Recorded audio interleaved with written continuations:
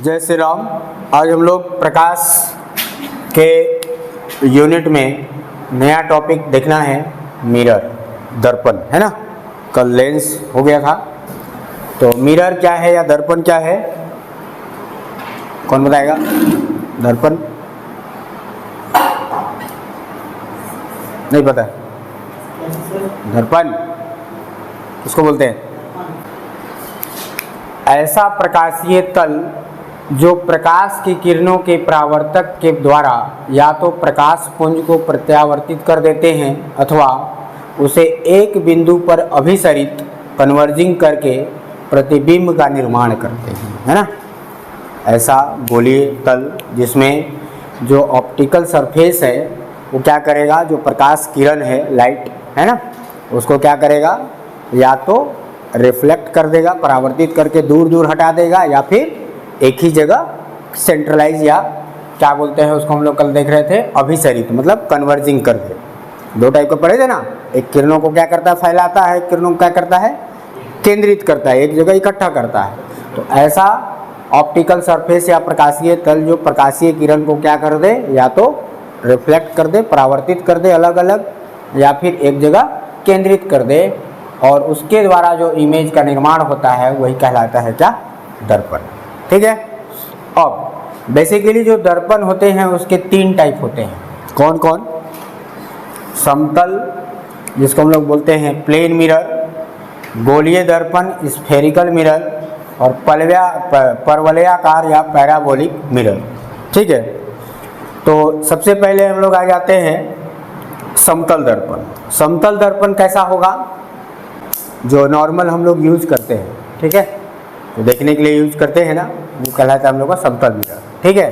तो समतल मिरर में क्या होता है कि किसी समतल कांच की प्लेट को एक सिरे पर चांदी या जस्ते की पॉलिश कर दें तो निर्मित दर्पण क्या कहलाता है, समतल दर्पण। पीछे तरफ दिखना दर्पण के लगा रहता है ना पॉलिश, तो कोई भी एक समतल कांच है उसको क्या कर दे, एक तरफ हम लोग क्या कर दे, पॉलिश कर दे, तो क्या हो जाता है, पॉलिश से ढक जाता है, फिर हम लोग को जो इमेज है पूरा पूरा दिखेगा। ठीक। अब समतल दर्पण में इमेज दिखेगा कैसा, कैसा दिखता है? लेफ्ट टू राइट दिखता है ना। हमारा जो लेफ्ट हैंड है इधर वाला वो उधर दिखता है, दिखता है कि नहीं दिखता है? ठीक है। तो अब समतल दर्पण में स्पष्ट प्रतिबिंब देखने के लिए ना, यहाँ से क्वेश्चन पूछता है। ठीक है। समतल दर्पण में स्पष्ट प्रतिबिंब देखने के लिए दर्पण की लंबाई कितनी होनी चाहिए? तो व्यक्ति के लिए क्या हो जाएगा, h/2, और कोई भी दीवार है या अन्य वस्तु है तो h/3। फॉर एग्जाम्पल, अगर मान लो 5 फीट का कोई व्यक्ति है, ठीक है, 5 फीट का कोई व्यक्ति है, उसकी हाइट कितनी है, 5 फीट, तो उसके लिए दर्पण की आवश्यकता कितनी होगी, कितने साइज का दर्पण होना चाहिए, कैसे डिसाइड होगा? जैसे तुम्हारा हाइट 5 फीट का है, तुम्हारा पूरा स्पष्ट प्रतिबिंब दिखना चाहिए दर्पण में, तो उसके लिए दर्पण की हाइट कितनी होनी चाहिए, मतलब लेंथ h/2। ठीक है। अगर किसी व्यक्ति का पूरा पूरा स्पष्ट इमेज देखना है तो उस दर्पण का लंबाई कैसे डिसाइड होगा, h/2। h मतलब जो भी व्यक्ति की ऊंचाई है बटे में 2। अगर किसी दीवार को देखना है या और अन्य वस्तु को देखना है तो उसके लिए h/3। जैसे 9 फीट का हम लोग का दीवार है, उसको देखना है तो उसको पूरा पूरा देखने के लिए हम लोग को 3 फीट का मिरर चाहिए। ठीक। 9 फीट का अगर कोई दीवार है, उसका पूरा इमेज दर्पण में दिखे, उसके लिए दर्पण की हाइट कितनी होनी चाहिए, 3 फीट, मतलब h/3। क्लियर है? अब अगर किसी समतल दर्पण को हम लोग थीटा कोण से घुमा देते हैं तो जो परावर्तित किरण है वो 2 थीटा कोण से घूम जाता है। इसका एक क्वेश्चन आ चुका है पेपर में कि सपोज अगर समतल दर्पण को हम लोग 90 डिग्री से घुमा देते हैं तो उसका जो परावर्तित किरण है वो कितनी डिग्री से घूमेगा, तो कितने डिग्री से घूमेगा, जस्ट डबल, 90 का 180 डिग्री से जो उसका परावर्तित किरण है वो घूम जाएगा। ठीक है, जितना भी एंगल देगा। फिर यदि वस्तु समतल दर्पण से d दूरी पर है तो उसका प्रतिबिंब वस्तु से d दूरी पर ही बनेगा। सपोज जैसे मान लो एक समतल दर्पण है यहाँ पे ऐसा रखा हुआ, ठीक, इससे d दूरी पर कोई वस्तु यहाँ पर रखा है, ठीक, इससे d दूरी पर कोई वस्तु रखा हुआ है या व्यक्ति है, खड़ा है, तो इसका जो प्रतिबिंब बनेगा वो कहाँ बनेगा?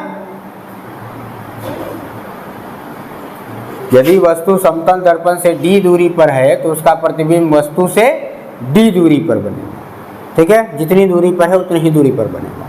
कभी मिरर के सामने खड़े होकर देखना, ठीक है, तुम जितने डिस्टेंस पे खड़े हो तुम्हारा परछाई और पीछे, मतलब जो इमेज है और पीछे भागता जाएगा, ठीक है ना, प्रैक्टिकल करके, है ना।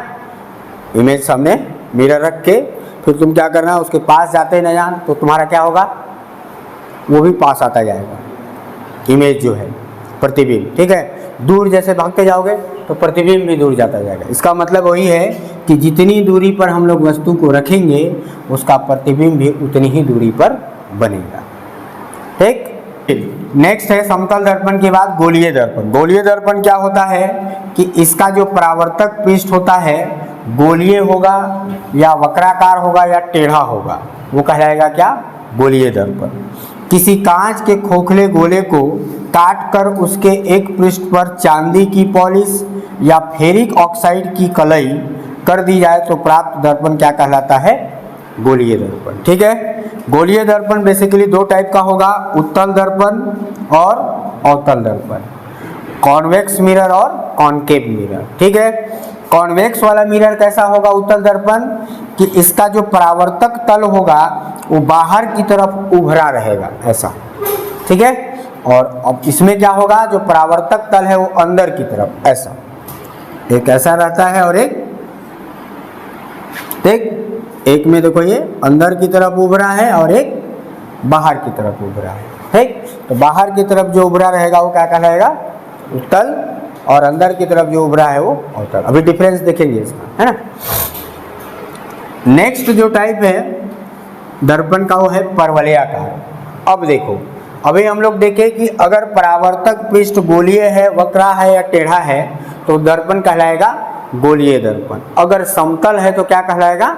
समतल दर्पण। लेकिन एक ऐसा भी दर्पण होगा जिसका जो परावर्तक सतह है या पृष्ठ है वो ना तो गोलीय होगा ना ही समतल होगा, किसी अन्य प्रकार का होगा। मतलब कैसा होगा? पैराबोलाकार। पैराबोला कैसा होता है? ठीक है, एक ऐसा पैराबोला या फिर ऐसा पैराबोला या फिर ये चार प्रकार का पैराबोला होते हैं, ठीक है, परवलय। तो इस शेप का अगर रहेगा तो उसको हम लोग क्या बोलेंगे? परवलयाकार दर्पण है, ठीक है, या पैराबोलिक मिरर, ठीक। इनका उपयोग कहाँ होता है? परावर्तक दूरदर्शी या प्रकाशीय उपकरणों में होता है। और एक पॉइंट यहाँ पर इम्पोर्टेंट है ये वाला कि गोलीय विपथन की जो समस्या आती है, किसमें? गोलीय दर्पण में क्या होता है कि गोलीय विपथन की समस्या आ जाती है, उसके निराकरण के लिए हम लोग किसका उपयोग करते हैं? परवलयाकार दर्पण का उपयोग करते हैं। ये क्वेश्चन पूछा जा चुका है ना, पॉइंट स्टार लगा लेना, ठीक है, कि गोलीय दर्पण में जो गोलीय विपथन की समस्या होती है उसको किस प्रकार के दर्पण से दूर करते हैं या निराकरण करते हैं? तो कौन सा? पैराबोलिक मिरर या परवलयाकार दर्पण के थ्रू उसको इम्प्रूव करते हैं या दूर करते हैं। नेक्स्ट आ जाते हैं हम लोग समतल दर्पण द्वारा बनने वाले प्रतिबिंब की स्थिति या संख्या, है ना। प्लेन मिरर के थ्रू जो इमेज बनेगा उसकी स्थिति या कंडीशन कैसा होगा या उसका नंबर कैसे फाइंड करेंगे, ठीक है। तो सपोज कि दो समतल मिरर या प्लेन मिरर P1 P2 है, उनके बीच का एंगल थीटा है या कोण कितना है? थीटा। तो जो प्रतिबिंब की संख्या होगी 360 बटा थीटा, इसी को हम लोग बोलेंगे n। अब यहाँ पर मान लो कि सपोज थीटा इक्वल टू 0 है, दोनों के बीच क्या है? 0 डिग्री है। तो दोनों के बीच 0 डिग्री है, इसका मतलब क्या होगा भाई? कौन बताएगा? दोनों के बीच 0 डिग्री है, इसका मतलब क्या? P1 और P2 क्या है? पैरेलल है या समांतर होगा, समांतर पैरेलल होगा। अब समांतर होगा या 0 डिग्री होगा तो 0 से भाग कर देंगे तो क्या मिल जाएगा, प्रतिबिंब की संख्या। उसी दिन बताए थे ना में और से, में क्या होगा,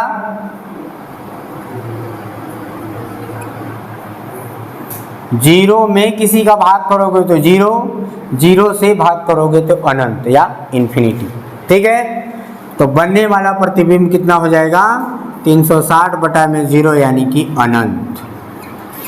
तो जब भी हम लोग दो प्लेन मिरर या समतल दर्पण को आपस में समांतर रखेंगे तो बनने वाले प्रतिबिंबों की संख्या कितनी होगी, अनंत।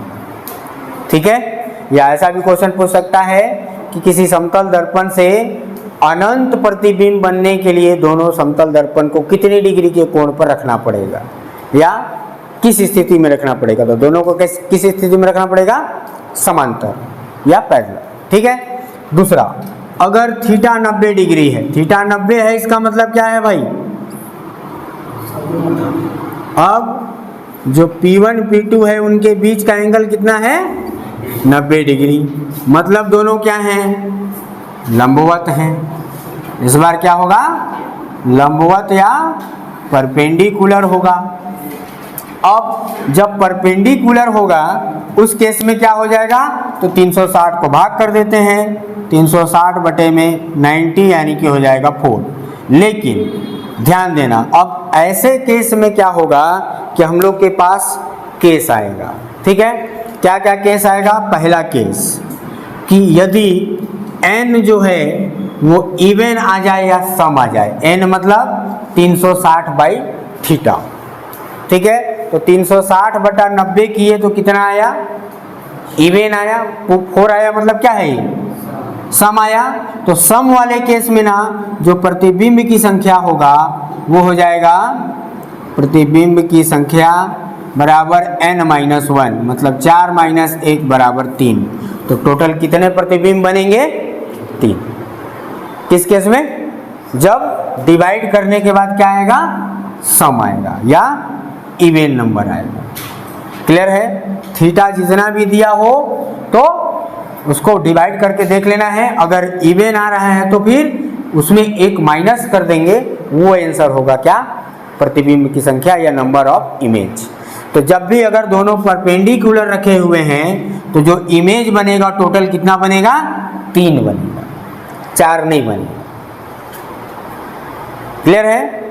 दूसरा केस 2 में क्या होगा, n अगर विषम आ जाए या ऑड आ जाए, ऑड आएगा तो 2 कंडीशन होगा, एक सममित होगा और एक असममित, सिमेट्रिकल और एसिमेट्रिकल केस। ठीक है, सिमेट्रिकल केस कैसा होगा,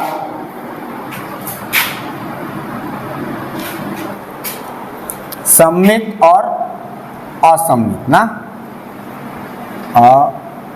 असममित, सिमेट्रिकल और असिमेट्रिकल। देखना दोनों में क्या है डिफरेंस। ये मान लो एक मिरर है, ये एक मिरर है P1 P2, इसको कोई बाइसेक्ट कर रहा है, इधर का जो एंगल है वो भी थीटा और इधर भी theta, means 30 degree 30 degree. This is example of सममित या सिमेट्रिकल। ठीक है ना, कि अगर दोनों मिरर को कोई बाइसेक्ट कर रहा है, समद्विभाजित कर रहा है, 2 भागों में बांट रहा है और दोनों तरफ एक समान एंगल बना रहा है, वो केस का कहलाएगा, सिमेट्रिकल वाला केस कहलाएगा या सममित वाला कहलाएगा। ठीक है, जिसका क्वेश्चन लास्ट टाइम आया था फॉरेस्ट वाले में। ठीक है, समतल वाले का। ठीक, क्या आया था कि 2 समतल दर्पण है, उनके बीच में कोई समद्विभाजक है जो क्रमशः 30 डिग्री और 60 डिग्री का कोण बनाता है, तो बनने वाले प्रतिबिंबों की संख्या बताइए। तो 30 डिग्री और 60 डिग्री मतलब क्या, असममित। हुआ कि नहीं हुआ, असममित वाले में क्या होगा भाई, इसका भी डायग्राम बना लेते हैं। तो ये P1 हो गया, ये मान लो P2 हो गया। अब इस बार जो समद्विभाजक होगा वो अलग अलग कोण बनाएगा। यहाँ मान लो बना रहा है 30 डिग्री, इधर बना दे रहा है 60 डिग्री। जो क्वेश्चन आया था उसी को देख लेते हैं। ठीक, अब ये क्या हो गया, असममित का केस ये हो गया सममित का, एसिमेट्रिकल और सिमेट्रिकल। ठीक है, तो इस केस में क्या हो जाएगा भाई, यहाँ पर जो प्रतिबिंब की संख्या होगी, प्रतिबिंब की संख्या वो कैसे डिसाइड होगा, जो विषम आएगा उसमें n-1 करना है, और इसमें प्रतिबिंब की जो संख्या होगी वो होगी जो n का मान आएगा वही। ठीक, डिवाइड करने के बाद जो n आएगा तो देख लेना है कि सममित है कि असममित है, वो लिखा रहेगा। ठीक है, अगर सममित है तो n-1 हो जाएगा। सपोज जैसे मान लो हम लोग बात करें कि 40-40 डिग्री का एंगल बनाता है सपोज।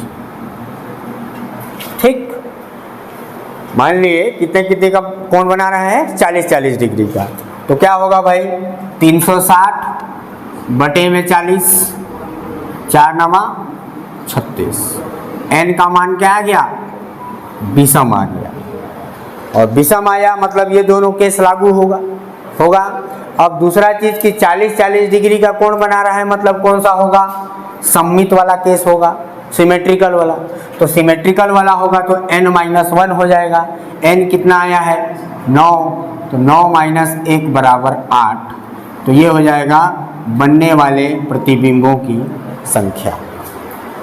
ठीक है, कितने प्रतिबिंब बनेंगे, 8।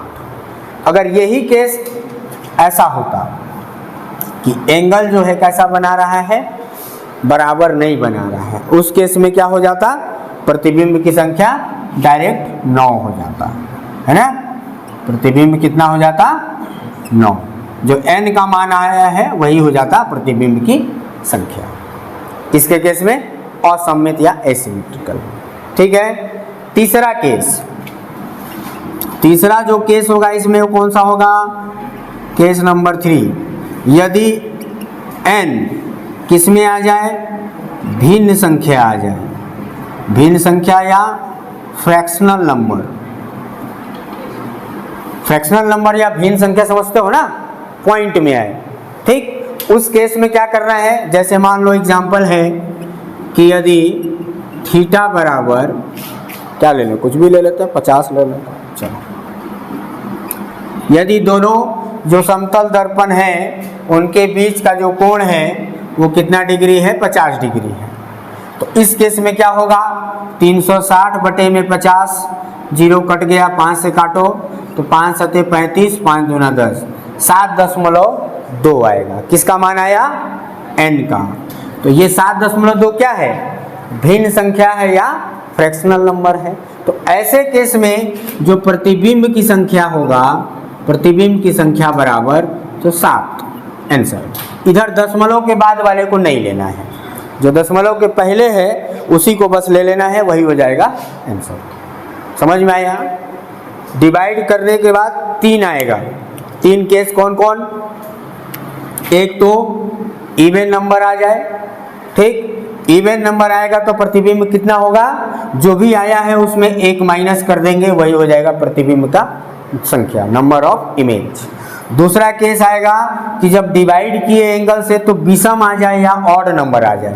तो ऑड नंबर आएगा तो 2 चीज चेक करना पड़ेगा कि सिमेट्रिकल कंडीशन है कि एसिमेट्रिकल है। अगर सिमेट्रिकल है तो प्रतिबिंब की संख्या जो n आएगा उसमें 1 माइनस कर देंगे, और अगर एसिमेट्रिकल है तो जो n आया है वही हो जाएगा प्रतिबिंब की संख्या या नंबर ऑफ इमेज।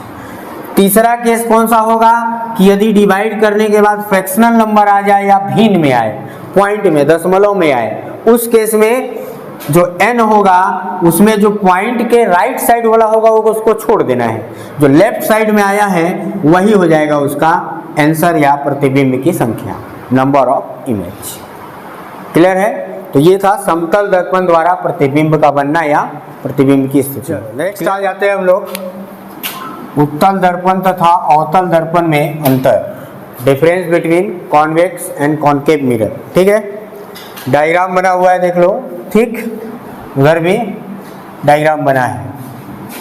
तो सबसे पहले उत्तल दर्पण में क्या होगा, इसका परावर्तक सतह बाहर की तरफ उभरा है। ठीक, और इधर इसका परावर्तक सतह अंदर की तरफ उभरा रहता है। ठीक है, प्रकाश को क्या करता है, बाहर की तरफ प्रतिबिंबित करता है। देखो प्रतिबिंब कहाँ बन रहा है, बाहर, उस साइड। ठीक है, प्रकाश को अंदर की ओर प्रतिबिंबित करता है, मतलब अवतल दर्पण में जो प्रतिबिंब बनेगा दर्पण के इधर बनेगा और उत्तल दर्पण में प्रतिबिंब बाहर साइड बनेगा। बन रहा है, ऐसे ही बन रहा है। फिर किरणों को क्या करता है, फैलाता है, इसलिए इसे हम लोग क्या कहते हैं, डाइवर्जेंट ना। कल देखे थे, किरणों को जो फैलाता है उसको हम लोग क्या करते हैं, डाइवर्जेंट मिरर।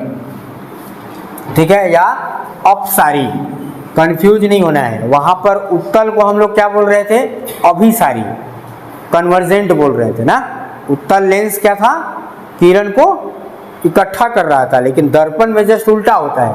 उत्तल दर्पण जो होगा वो क्या करेगा, किरणों को क्या करेगा, फैलाएगा, स्प्रेड करेगा। ठीक है, इसलिए हम लोग इसको बोलेंगे डाइवर्जेंट या अपसारी दर्पण। और इधर किरणों को केंद्रित कर रहा है, इकट्ठा कर रहा है, इसलिए इसको बोलेंगे कन्वर्जेंट मिरर या अभिसारी दर्पण कहते हैं। किसको, अवतल। ठीक, प्रतिबिंब का जो आकार होगा वो जो मेन है आकार उससे छोटा होगा। इधर प्रतिबिंब का आकार मूल आकार से बड़ा होता है। प्रतिबिंब सीधा बनेगा और आभासी बनेगा, उल्टा और वास्तविक बनेगा। कल हम लोग देखे थे रियल और वर्चुअल इमेज किसको बोलते हैं, वास्तविक और आभासी प्रतिबिंब किसको बोलते हैं। आभासी और वास्तविक प्रतिबिंब में क्या अंतर है, इंग्लिश में पूछ रहे हैं। वास्तविक को रियल बोलेंगे और आभासी को वर्चुअल बोलेंगे, क्या अंतर है दोनों में। एक तो जो है पर्दे पर प्राप्त किया जा सकता है, किसको, जो वास्तविक है ना, वास्तविक वाले को पर्दे पर हम लोग पर्दे पर प्राप्त किया जा सकता है। ठीक, और इधर नहीं किया जा सकता। ठीक, और वो वास्तविक वाला कैसा बनेगा, उल्टा बनेगा, और आभासी हमेशा सीधा बनेगा। बेसिक डिफरेंस इतना ही। ठीक, उपयोग की बात करेंगे तो घर के दरवाजे में, गाड़ी के साइड मिरर में, ऑप्टिकल वाद्य यंत्र में, इधर सौर भट्ठी में, गाड़ी के हेडलाइट में, दूरबीन में, टॉर्च में और सोलर कुकर में। उत्तल लेंस में ए, उत्तल दर्पण में यू, यू क्या है भाई बताओ, कौन बताएगा, वस्तु की दूरी है ना। और वी क्या है, प्रतिबिंब की दूरी, क्या है, प्रतिबिंब की दूरी। एफ क्या है, फोकस दूरी। तो उत्तल दर्पण के केस में वस्तु की दूरी क्या होगी, निगेटिव होगी या माइनस में, और V तथा F मतलब प्रतिबिंब की दूरी और फोकस दूरी पॉजिटिव होगी। ये न्यूमेरिकल बनाने समय काम आएगा। ठीक है, इधर की बात करें अवतल दर्पण में तो U और F मतलब वस्तु की दूरी और फोकस दूरी निगेटिव होगी, किसमें, अवतल में। और V का मान दो टाइप का होगा, एक वास्तविक अगर रियल इमेज है तो निगेटिव कंसीडर करना है, और अगर वर्चुअल इमेज है या आभासी है उस केस में पॉजिटिव लेना है, क्या, V का मान। ठीक है, यह भी न्यूमेरिकल में काम आएगा, या जब भी न्यूमेरिकल बनाओगे तो ना, इसका ज़्यादातर न्यूमेरिकल ही आता है। ये नहीं पूछेगा अवतल दर्पण और अवतल दर्पण में क्या अंतर है ना। सब जमाना बीत गया अवतल दर्पण और अवतल दर्पण में अंतर पूछने वाला। ठीक है, अब सिर्फ न्यूमेरिकल से ही क्वेश्चन आता है। हो गया यहाँ तक डिफरेंस। चलो नेक्स्ट आ जाते हैं हम लोग, अवतल दर्पण द्वारा प्रतिबिंब का बनना, image formation by concave mirror. ठीक है, तो ये कॉनकेव मिरर है, थोड़ा सा देख लेते हैं। सपोज एक वस्तु है जिसका आफ्टर रिफ्लेक्शन जो प्रतिबिंब बन रहा है वो कहाँ बन रहा है, A डैश B डैश। ठीक है, ए बी कोई वस्तु है या ऑब्जेक्ट है जिसका इमेज बन रहा है A डैश B डैश। ठीक है, कैसा बन रहा है, उल्टा बन रहा है। कौन सा, अवतल है इसलिए उल्टा बनेगा। अब देखिए, जितने एंगल बना करके इसको हम लोग क्या बोलते हैं, ऑब्जेक्ट के थ्रू आने वाली रेज, इसको क्या बोलते हैं, आपतित किरण क्या बोलते हैं? इंसिडेंस रे बोलते हैं ना, इंसिडेंस रे। ठीक, तो आपतित किरण के द्वारा बनाया गया कोण क्या कहलाता है? आपतन कोण, आई है ना, आपतन कोण क्या बोलेंगे? Angle of incidence. ओके, फिर जो परावर्तन हुआ, परावर्तन वाले को क्या बोलेंगे? ये जो रिफ्लेक्टेड रेज है इसको हम लोग बोलेंगे क्या? परावर्तित किरण या परावर्तित रिफ्लेक्टेड रे। और इसके द्वारा जो कोण बनाया जा रहा है उसको हम लोग बोलेंगे एंगल ऑफ रिफ्लेक्शन या परावर्तन कोण।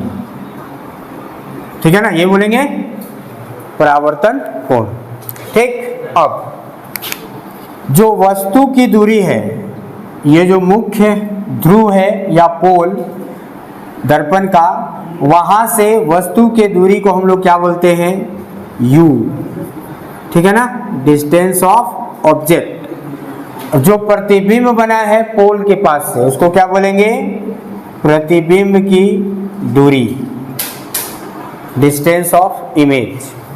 फिर जो फोकस पॉइंट है उसकी दूरी को हम लोग बोलेंगे क्या? फोकस दूरी। ठीक, और जो C है, C को हम लोग क्या बोलते हैं? वक्रता केंद्र, वक्रता केंद्र। और इस वक्रता केंद्र से मेन वाले दूरी को हम लोग बोलते हैं वक्रता त्रिज्या, रेडियस ऑफ कर्वेचर, वक्रता त्रिज्या। ठीक है, क्या बोलते हैं इंग्लिश में? Radius of curvature. ठीक है, तो ये कुछ इम्पोर्टेंट टर्मिनोलॉजी है या टर्म्स है जो कि यूज होता है। ठीक है, वक्रता केंद्र, फोकस दूरी, फोकल लेंथ। और तो वस्तु का देखो कंडीशन, फिर से वही जैसा कल देखे थे, पहला कॉलम बना लेना है वस्तु की स्थिति, प्रतिबिंब की स्थिति, प्रकृति, आकृति एवं आकार, position of image, position of object, position of image, nature और साइज। तो सबसे पहले यहाँ पर टोटल कितना कंडीशन होगा वो भी कल बताए थे कि इसको याद करने का जरूरत नहीं है। कितना कंडीशन होगा? देखिए, पहला इधर क्या रहेगा? अनंत रहेगा, इन्फिनिटी। तो सबसे पहला कंडीशन है कि वस्तु कहाँ रहे? अनंत पर रहे। ठीक है, देखते चलना, ये जो हम लोग यहाँ लिखे हैं उसको रटने का जरूरत नहीं है। सबसे पहले वस्तु कहाँ रहेगा? अनंत पर। ठीक है, फिर कहाँ आएगा? अनंत तथा इसके बीच में, C के बीच में होगा। दूसरा केस क्या होगा? अनंत तथा C के बीच में। तीसरा केस क्या होगा? C पर ही रहे। कहाँ रहे? वक्रता केंद्र पर रहे, ये देखो। ठीक, चौथा केस क्या आएगा? C तथा F के बीच में रहे। ठीक है, वही लिखे हैं, C तथा F के बीच में। फिर क्या? वस्तु F पर हो, तो पांचवा F पर। छठवां कंडीशन F तथा इस ध्रुव के बीच में हो। लिख लिए, इसको याद करने का जरूरत नहीं, लिख लेंगे डायग्राम से। अब क्या करना है कि छठवां वाला को छोड़ देना है, अभी भूल जाओ। ये 5 ठो जो लिखे हो ना, इसको उल्टा लिख दो इमेज वाला में। मतलब क्या? पहला आ जाएगा F पर, मतलब अगर वस्तु अनंत पर है तो उसका प्रतिबिंब कहाँ बनेगा? F पर। फिर C तथा F के बीच, उल्टा लिख लेना है बस। फिर C पर, फिर अनंत तथा C के बीच, इन्फिनिटी तथा C के बीच, फिर लास्ट वाला अनंत पर।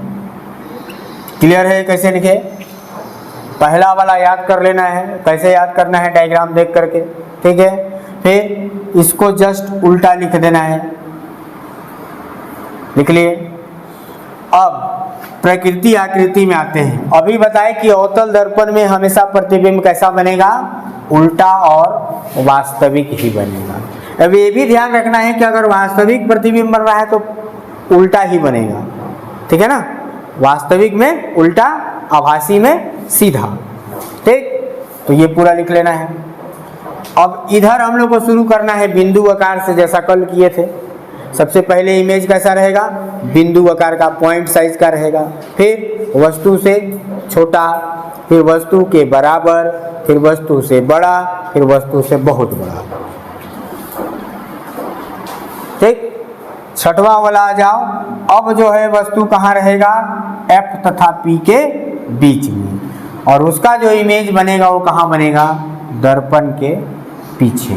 ये एक अपवाद है अवतल दर्पण के, ठीक है।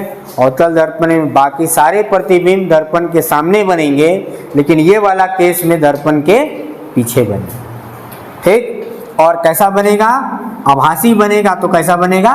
सीधा बनेगा, ठीक है, और वस्तु से बड़ा, ठीक। दूसरा आ जाते हैं image formation by convex mirror, उत्तल दर्पण द्वारा प्रतिबिंब का बनना। अब इसमें दो ही केस होता है। कौन कौन? एक तो वस्तु अनंत पर रहे और दूसरा अनंत तथा P के बीच में रहे, मतलब एक इन्फिनिटी पे रहेगा और एक इन दोनों के बीच में कहीं भी रहे, ठीक। तो अनंत पर अगर रहेगा तो उसका प्रतिबिंब जो है F पर पड़ेगा और दर्पण के पीछे बनेगा, ठीक।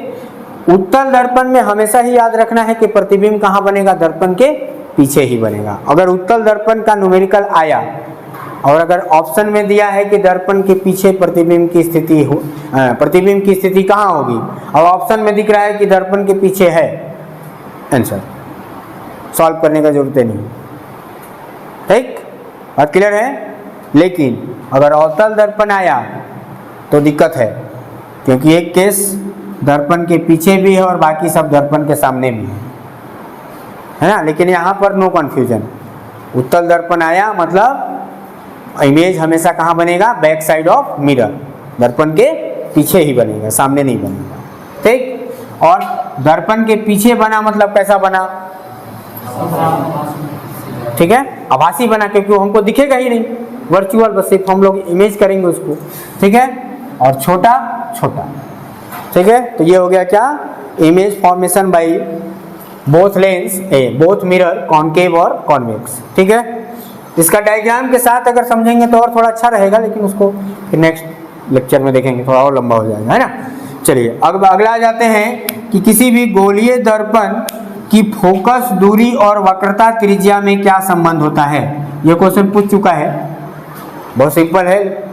F = R/2, या यहाँ से एक चीज और निकाल सकते हैं फॉर्मूला, जो R होगा वो 2F के बराबर होगा कि नहीं? जो वक्रता त्रिज्या होगी फोकस दूरी की दुगनी होगी, या जो फोकस दूरी होगी वक्रता त्रिज्या की आधी होगी। तो सेंटेंस में भी लिख के दे सकता है ना कि दोनों में क्या संबंध सही है। तो फोकस दूरी इक्वल टू वक्रता त्रिज्या की आधी, वक्रता त्रिज्या की दुगनी, वक्रता त्रिज्या के बराबर, ऐसा, ठीक। या फॉर्मूले में R/2, और इधर वक्रता त्रिज्या क्या होगा?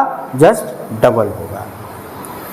अब जैसे हम लोग कल लेंस फॉर्मूला पढ़े थे, वैसे ही आज क्या है? मिरर फॉर्मूला ना, मिरर फॉर्मूला।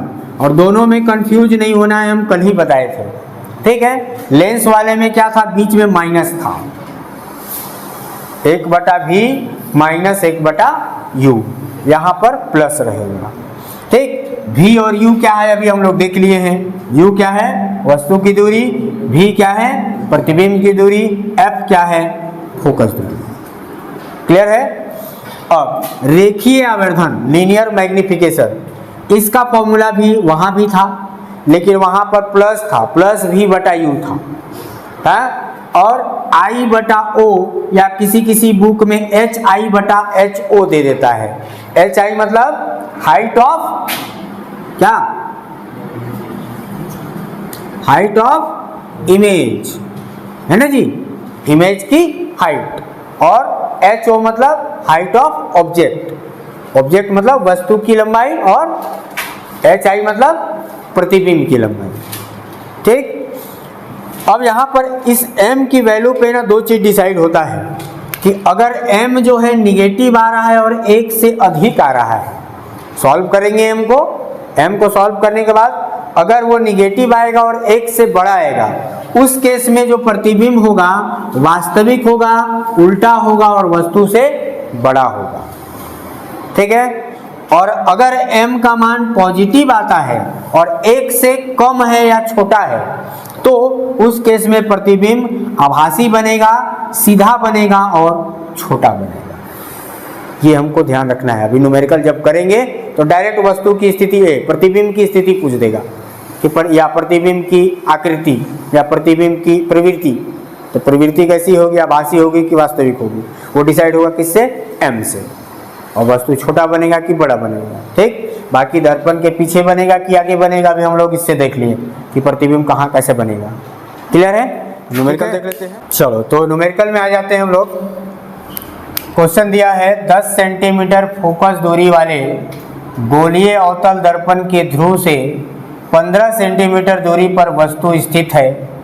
दर्पण द्वारा बनने वाले प्रतिबिंब की स्थिति क्या होगी? कौन सा दर्पण है? अवतल। ज़्यादा खुश नहीं हो जाना है दर्पण देख के, पहले ध्यान देना है कि उत्तल है कि अवतल, ना पूरा पढ़ना है। ऐसा नहीं कि दर्पण आया मतलब भारी जोश में आ गए। 10 सेंटीमीटर वाला ही तो क्वेश्चन है, एकदम सही आंसर है ना। तो उत्तल और अवतल पहले ध्यान देना है। ठीक, दर्पण कौन सा है? अवतल। क्या क्या दिया है? फोकस दूरी मतलब F दे दिया है 10 सेंटीमीटर, प्लस की माइनस भाई, दर्पण है हम लोग का अवतल, फोकस दूरी माइनस में कि प्लस में? अरे अभी जो अंतरवा लिखवाए थे ना उसमें देखो ना, छापे ही नहीं। गुरुजी तो वीडियो डालेंगे, हिकायत फालतू परेशान है। किसमें नहीं लिखे, नोट ही नहीं किए, माइनस में ना अवतल दर्पण में। अरे भाई अभी तो डायग्राम भी हम लोग देखे थे भाई, जो डायग्राम बनाए थे ना, U किधर था, V किधर था और F किधर था? इधर ही ना था। इतना काहे तो ना ले रहा होगा। हम लोग उस दिन चिन्ह परिपट्टी पढ़े भी हैं। चिन्ह परिपट्टी था ना जी, चिन्ह वाला क्या था बताओ? ऐसे ही था ना कि मान लो यहाँ पर लेंस ऐसा रखा हुआ है या दर्पण रखा हुआ है ऐसा, तो दर्पण के इधर वाला क्या होगा? प्लस, इधर वाला माइनस, ऊपर वाला प्लस, नीचे वाला, बस यही तो चिन्ह परिपट्टी है ना, साइन कन्वेंशन। चलिए, माइनस में दिया है। और क्या दिया है? वस्तु जो है दर्पण के ध्रुव से मतलब P से 15 सेंटीमीटर की दूरी पर है। मतलब वो क्या है? वस्तु की दूरी दिया है कि नहीं? क्या दिया है? वस्तु की दूरी। वस्तु की दूरी को किससे डिनोट करते हैं? U से। और कितना दिया है? 15 सेंटीमीटर। प्लस की माइनस में होगा, ये भी माइनस में होगा क्योंकि बाएं साइड ही रहता है। ठीक, दर्पण का सूत्र लगा देते हैं। क्या होगा दर्पण का सूत्र? प्लस की माइनस, 1/-10, 1/V -15। सॉल्व करो, कितना आएगा बताओ? V का मान ये वाला इधर आएगा, प्लस में आ जाएगा, आएगा कि नहीं? तो 1/15 माइनस 1/10 बराबर 1/V। एलसीएम ले लो, 10 और 15 का एलसीएम कितना हो जाएगा भाई? 30। तो यहाँ हो जाएगा 15 दूना 30, 3। तो आ जाएगा कितना? -1/30 बराबर 1/V। तो V का मान आ जाएगा मेरे ख्याल से -30 सेंटीमीटर। आएगा कि नहीं? V का मान आ गया -30 सेंटीमीटर। V से हम लोग को ज़रूरत है नहीं, हम लोग का ज़रूरत है प्रतिबिंब की स्थिति बताना है। तो M बराबर -V/U। यही होता है, मान रख देते हैं। कट गया, -2 बचेगा, आएगा। अब -2 आया। अभी m का यहाँ पर 2 ठो पॉइंट लिखे थे कि यदि m का मान क्या हो, निगेटिव हो और 1 से बड़ा हो, उस केस में प्रतिबिंब कैसा बनेगा भाई? कैसा बनेगा? 2 पॉइंट लिखे थे ना m का, कैसा था? 1 से बड़ा है तो क्या था बताओ?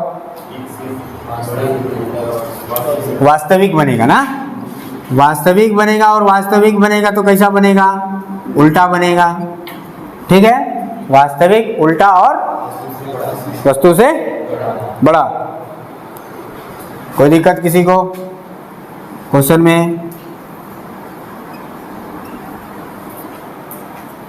ठीक। और v का मान अगर माइनस में आया है, इसका मतलब ये भी रिप्रेजेंट कर रहा है कि जो प्रतिबिंब बनेगा वो दर्पण के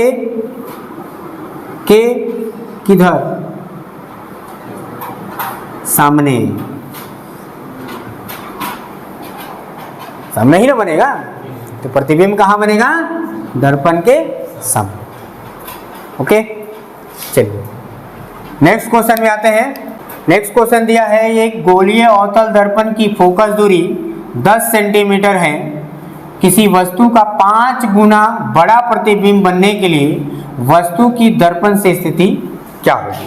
ठीक, क्या क्या दिया है? फोकस दूरी दे दिया है f, और फिर से अवतल दर्पण है यानी कि माइनस। ठीक, क्या दिया है? किसी वस्तु का 5 गुना बड़ा प्रतिबिंब बन रहा है। अभी हम लोग देखे थे m = -v/u और I बटा में O। I क्या था? प्रतिबिंब की लंबाई या हाइट। तो ये कितना दिया है? 5 गुना है वस्तु से, है ये दिया है। O कट गया तो -v/u बराबर आ गया 5। आ गया कि नहीं आ गया? u को उधर ले जाओ, कितना हो जाएगा? -v बराबर 5u होगा, या v बराबर 5u लिख सकते हैं माइनस में, ऐसा लिख सकते हैं। अब जो दर्पण का सूत्र है उसको लगा देते हैं। तो दर्पण का सूत्र क्या है? 1/f 1/v प्लस 1/u, यही है। f का मान रख देते हैं 1/-10, v का मान 1/-5u प्लस 1/u। ठीक, ठीक है ना। सॉल्व करो, u का मान निकालो, कितना आएगा बताओ? क्या आएगा? यहां पर एक चीज ध्यान रखना, u क्या लेना पड़ेगा? माइनस। क्यों लेना पड़ेगा? अवतल दर्पण है, ठीक है ना। अभी लिखवाए थे ना उसमें अवतल दर्पण, अवतल दर्पण वाले में, तो उसको ध्यान रखना है कि कहाँ पर u का मान माइनस लेना है, कहाँ पे प्लस लेना है, ठीक है। तो इधर से माइनस कॉमन ले लोगे नीचे से, तो 1/5u प्लस 1/u पूरा पूरा प्लस में आ जाएगा, और माइनस मान लो बाहर, तो इधर वाला जो माइनस है उससे जो है कैंसिल हो जाएगा। इसको रफ करें।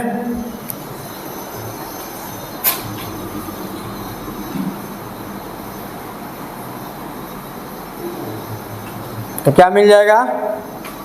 सॉल्व करोगे तो एलसीएम मिल जाएगा हम लोग को 5u, नीचे में एलसीएम, यहाँ आ जाएगा 1 + 5, तो 1/10 इक्वल टू हो जाएगा 6/5u, 6 नीचे 5 ऊपर,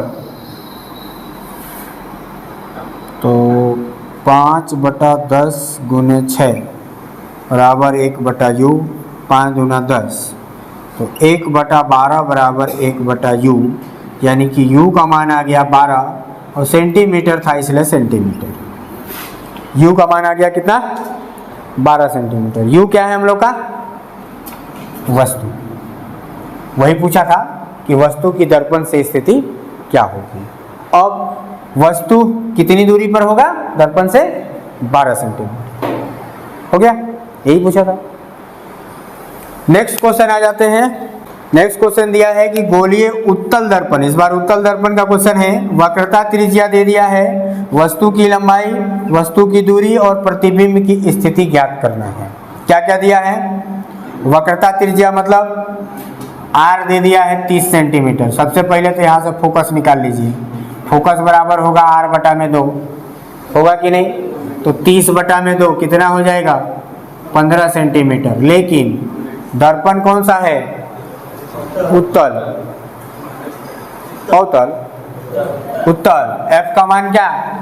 पॉजिटिव ही रहेगा। ठीक है, तो कोई टेंशन नहीं। वस्तु की लंबाई दिया है, वस्तु की लंबाई मतलब किसको बोलेंगे भाई? ये O का मान दे दिया है। वस्तु की लंबाई कितना दे दिया है? O 5 centimetre. ठीक है, वस्तु की दूरी भी दे दिया है, मतलब स्मॉल u। वस्तु की दूरी कितना है? 10 सेंटीमीटर। इतना हर चीज हम लोग को दिया हुआ है। निकालना क्या है? प्रतिबिंब की स्थिति। मतलब सबसे पहले तो v निकालना पड़ेगा। ठीक है, तो v कैसे निकालेंगे? वही दर्पण वाला सूत्र लगा लेते हैं, 1/f = 1/v + 1/u। अब 1/f यानी कि 1/15 = 1/v का मान नहीं दिया है, और 1/u, u का मान दिया है 10। यहाँ से v नहीं निकल जाएगा? निकल जाएगा। कितना आएगा बताओ?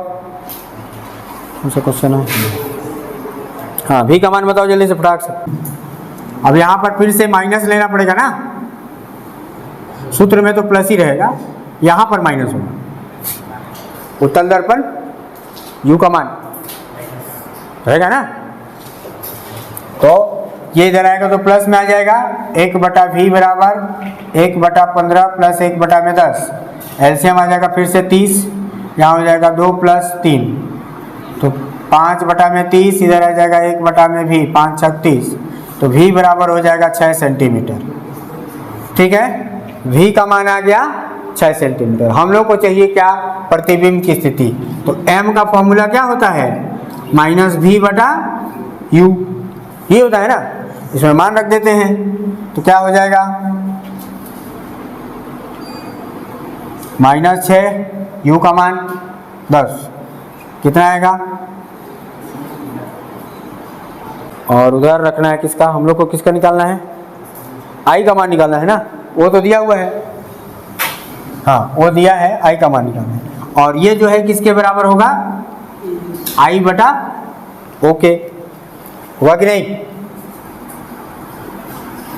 सब सो रहे होगा जी, होगा ना I/O के बराबर। ठीक, माइनस, तो ये हो गया, इसमें से I दे O दिया है, माइनस माइनस तो कट गया, 2 × 6 = 2 × 5 = 10, 3/5 बराबर I/O कितना दिया है? 5, तो 5 भी गायब हो गया, I का मान हो गया 3। तो जो इमेज है, प्रतिबिंब है, वो कितना होगा? 3 सेंटीमीटर। होगा कि नहीं होगा? 3 सेंटीमीटर का होगा।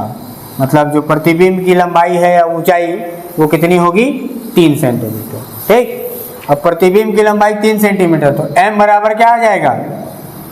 I मतलब 3, O मतलब 5, तो 3/5, m का मान कितना होगा? 0.6 होगा ना। अब m का मान चूंकि पॉजिटिव है और 1 से कम है, तो दूसरा वाला पॉइंट m का, ठीक है ना, पॉजिटिव है लेकिन 1 से कम है, तो इमेज कैसा होगा? कैसा होगा? आभासी ना होगा। आभासी होगा तो कैसा होगा? सीधा होगा। होगा नहीं? तो प्रतिबिंब की स्थिति क्या होगी भाई? प्रतिबिंब की स्थिति में पहला आभासी होगा, तो सीधा होगा और वस्तु से छोटा होगा। वस्तु से छोटा, तो ये हो गया। और दर्पण के पीछे की आगे, दर्पण के पीछे, पीछे ना बनेगा, आभासी ना है, जिसे पर्दे पर प्राप्त ना किया जा सके, तो बैक साइड ऑफ मिरर, दर्पण के पीछे। ठीक है, तो like and subscribe. Thank you.